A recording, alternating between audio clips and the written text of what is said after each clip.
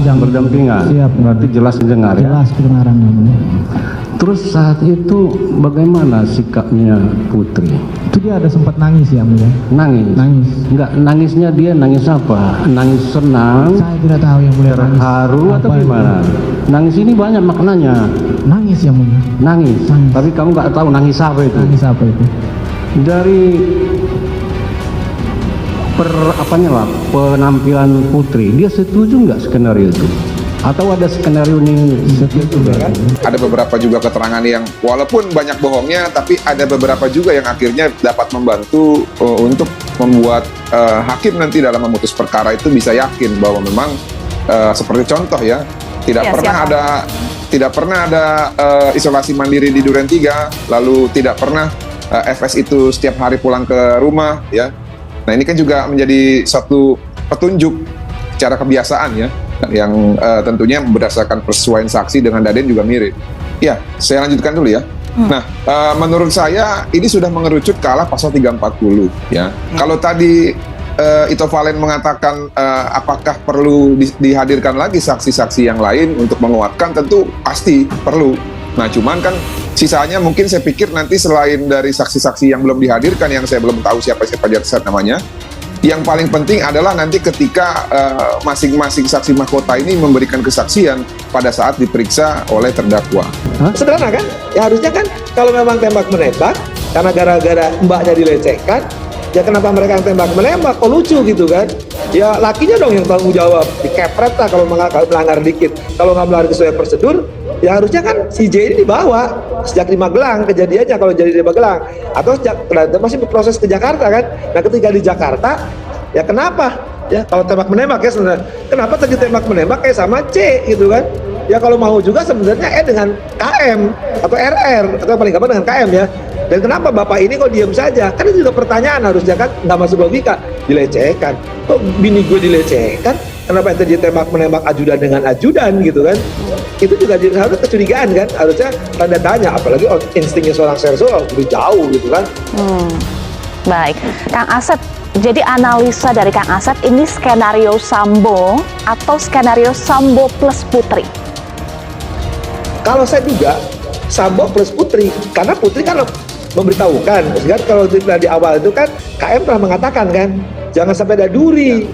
Geger pengakuan Ferdi Sambo spontan bunuh Brigadir J. Terdakwa Ferdi Sambo membuat pengakuan mengejutkan dalam persidangan lanjutan kasus pembunuhan berencana terhadap Yosua Huta Barat. Menurut ex-Kadif Propam Polri itu, penembakan terhadap Brigadir J terjadi secara spontan.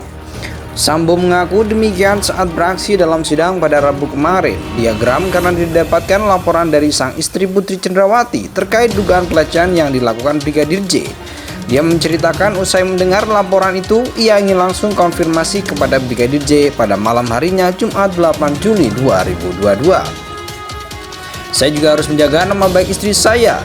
Ya sudah, saya bilang itu ke istri saya, kata Sambo di ruang Pengadilan Negeri Jakarta Selatan Rabu 7 Desember 2022. Pun Hakim Ketua Wahyu Iman Santoso yang mendengar keterangan Sambo mencecar Sambo dengan beberapa pertanyaan. Salah satunya soal perintah Sambo ke Richard Eliezer alias Baradae.